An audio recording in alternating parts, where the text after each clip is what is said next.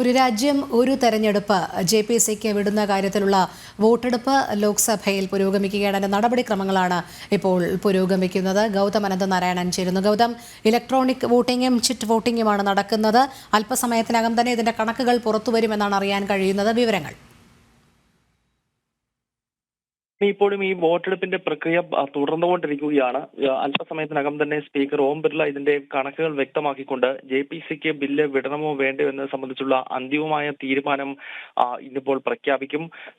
NDA അംഗങ്ങൾ JPCക്ക് bill വിടുന്നതിനോട് എതിർക്കുന്നില്ല. നേരത്തെ ഈ ബില്ല് അവതരിപ്പിച്ചുകൊണ്ട് സംസാരിച്ച കേന്ദ്ര നിയമമന്ത്രി അർജുൻ റാം മെഗ്വാളും അതുപോലെ തന്നെ കേന്ദ്ര ആഭ്യന്തരമന്ത്രി അമിത്ഷായും JPCക്ക് ബില്ല് വിടുന്നതിനെ എതിർക്കുന്നില്ല എന്നത് സംബന്ധിച്ചുള്ള നിലപാടാണ് വ്യക്തമാക്കിയത്. അതിനുശേഷമാണ് പിന്നീട് ബില്ല് JPCക്ക് വിടണമോ, JPCയുടെ പരിഗണനയ്ക്ക് അയക്കണമോ വേണ്ടയോ എന്നത് സംബന്ധിച്ചുള്ള വോട്ടെടുപ്പിലേക്ക് സഭ നീങ്ങിയത്. ഇപ്പോഴും ഇത് സംബന്ധിച്ചുള്ള വോട്ടെടുപ്പും അതിന്റെ നടപടിക്രമങ്ങളുമാണ് ലോക്സഭയിൽ തുടർന്നുകൊണ്ടിരിക്കുന്നത്.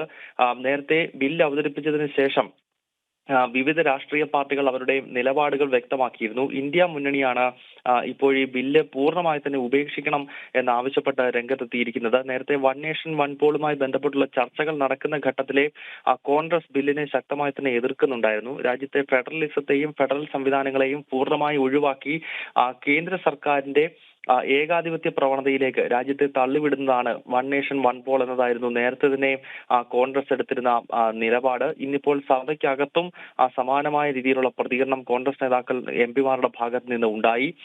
ഇന്ത്യ മുന്നണിയിലെ മറ്റ് സഖ്യകക്ഷികൾ സമാജ്വാദി പാർട്ടി, അതുപോലെ തന്നെ തൃണമൂൽ കോൺഗ്രസ്, ശിവസേന, ഉദ്ധവ് വിഭാഗം തുടങ്ങിയ കക്ഷികളും കോൺഗ്രസിന്റെ ഈ നിലപാടിനെ പിന്തുണച്ചുകൊണ്ട് രംഗത്തെത്തി. അതേസമയം കേന്ദ്ര സർക്കാരാകട്ടെ ബില്ല് അവതരണവുമായി തന്നെ മുന്നോട്ട് പോവുകയാണ്. എന്നാൽ സംയുക്ത പാർലമെന്ററി സമിതിക്കോ അതല്ലെങ്കിൽ ജോയിന്റ് പാർലമെന്ററി കമ്മിറ്റിക്കോ ഈ ബില്ല് വിടുന്നതിനെ കേന്ദ്ര സർക്കാർ എതിർക്കുന്നുമില്ല. അതിനാലാണ് ഇപ്പോൾ JPCയുടെ പരിഗണനയിലേക്ക് വൺ നേഷൻ വൺ പോൾ വേണമോ വേണ്ടയോ എന്നത് സംബന്ധിച്ചുള്ള വോട്ടെടുപ്പ് ലോക്സഭയിൽ തുടർന്നുകൊണ്ടിരിക്കുന്നത്.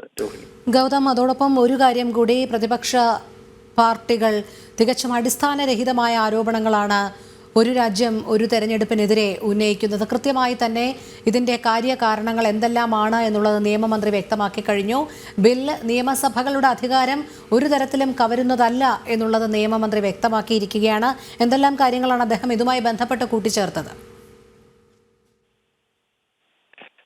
രോഹിണി, ഈ പ്രതിപക്ഷ പാർട്ടികൾ ഉയർത്തിയ ആരോപണങ്ങൾക്ക് കൃത്യമായ മറുപടി ഈ ബില്ല് അവതരിപ്പിക്കവേ നിയമമന്ത്രി വ്യക്തമാക്കിയിരുന്നു. ഒരു രീതിയിലും ഇത് ഫെഡറൽ സംവിധാനത്തെ ബാധിക്കുന്നതല്ല. അത് ഏത് രീതിയിലാണ് ഇത്തരം ആരോപണങ്ങൾ ഉയരുന്നത് എന്നതാണ് BJPയുടെ പ്രധാനപ്പെട്ട ചോദ്യം. കേന്ദ്ര നിയമമന്ത്രി മെഗ്വാളും അതോടൊപ്പം ആഭ്യന്തരമന്ത്രി അമിത്ഷായും ഒപ്പം പാർലമെന്ററി കാര്യ വകുപ്പ് മന്ത്രി കിരൺ റിജിജു തുടങ്ങിയവരാണ് ഇന്നിപ്പോൾ BJPയുടെ ഭാഗത്ത് നിന്നും ഈ ബില്ലിനെ അനുകൂലിച്ചുകൊണ്ടും ഒപ്പം പ്രതിപക്ഷത്തിന്റെ ആരോപണത്തെ പ്രതിരോധിക്കുന്നതിനായി രംഗത്തെത്തിയത്. ഈ നേതാക്കളെല്ലാം ചോദിക്കുന്നത് ഇത് കോൺഗ്രസ് ഭരണകാലത്ത് തന്നെ നമ്മുടെ രാജ്യത്ത് നിലനിന്നിരുന്ന ഒരു തെരഞ്ഞെടുപ്പ് പ്രക്രിയ വൺ നേഷൻ വൺ പോൾ തന്നെയാണ്. 1951, 57, 62 കാലഘട്ടങ്ങളിൽ ഒരുമിച്ച് തന്നെയാണ് രാജ്യത്ത് തെരഞ്ഞെടുപ്പുകൾ നടന്നിരുന്നത്. പിന്നീട് കോൺഗ്രസിന്റെ ഭരണകൂടം, പ്രത്യേകിച്ച് ഇന്ദിരാഗാന്ധിയാണ് ആർട്ടിക്കിൾ 356 എന്ന ഭരണഘടനാ അനുച്ഛേദം ദുരുപയോഗം ചെയ്തുകൊണ്ട് നമ്മുടെ രാജ്യത്ത് വിവിധ സംസ്ഥാന സർക്കാരുകളെ രാഷ്ട്രീയ വൈര്യത്തിന്റെ പേരിൽ പിരിച്ചുവിടുന്ന പശ്ചാത്തലം നമുക്കറിയാം.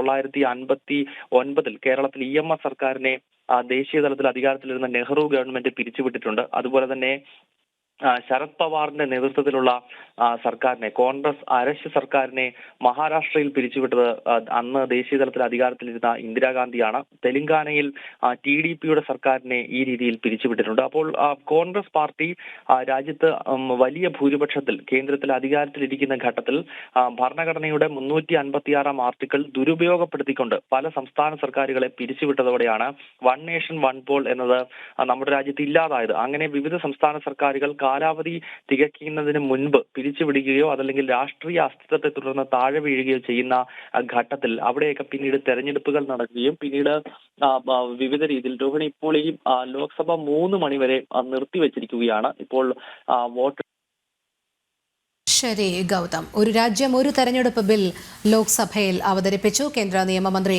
അർജുൻ റാം മേഘ്വാളാണ് ബിൽ അവതരിപ്പിച്ചത്. തുടർന്ന് JPCക്ക് വിടുന്ന കാര്യത്തിലുള്ള വോട്ടെടുപ്പ് ലോക്സഭയിൽ പുരോഗമിക്കുകയാണ്. ഇപ്പോൾ 3 മണി വരെ നിർത്തിവച്ചിരിക്കുകയാണ് സഭാ നടപടികൾ.